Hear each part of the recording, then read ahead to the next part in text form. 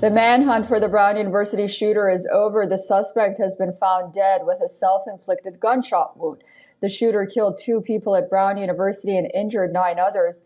He then killed a professor from the Massachusetts Institute of Technology, and finally, he seemed to have killed himself. But the police are still looking for a motive, and the shooter's past has thrown a number of questions in the air. The suspect was this man, Claudio Manuel Neves Valentin. He was 48 years old and a citizen of Portugal. He became a permanent resident of the U.S. back in 2017. That's when he won the green card lottery through the Diversity Immigrant Visa Program, or DV1. Valente reportedly lived in Miami, Florida. That was his last known address, and reports say that he made his way north to New England in November. He rented a hotel room in Boston. He also rented a storage unit in Salem, New Hampshire. That's where his body was discovered on Thursday, but we'll come back to that later. For now, let's stick to the timeline. On December 1st, Valente rented a gray Nissan Sentra with a Florida number plate. On the very same day, he drove down to Rhode Island, reportedly to scope out Brown University.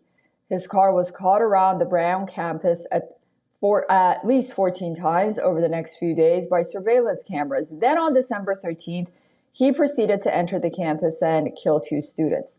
The shooting took place in Brown's Barris and Hawley building, a building he may have had a history with.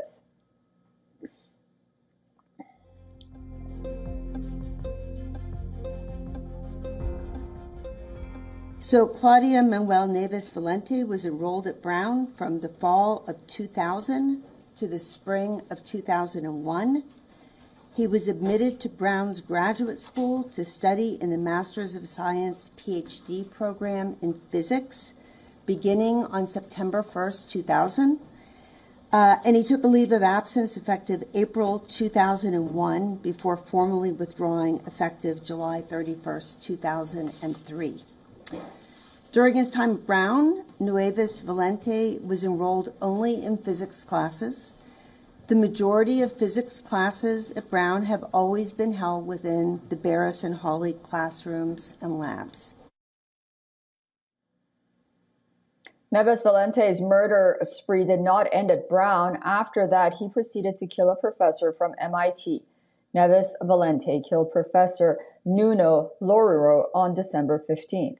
47-year-old Loureiro was a professor of nuclear science and engineering and of physics.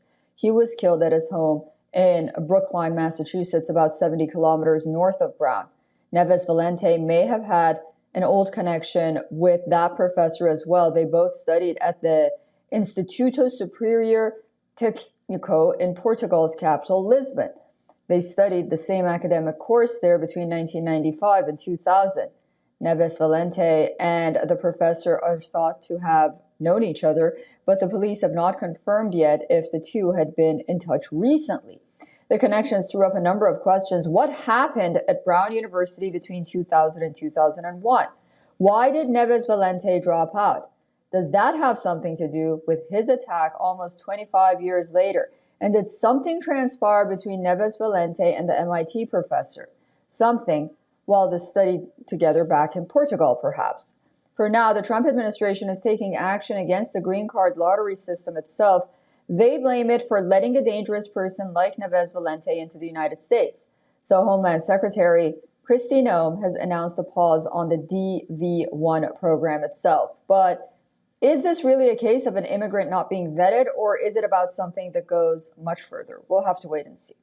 For all the latest news, download the WION app and subscribe to our YouTube channel.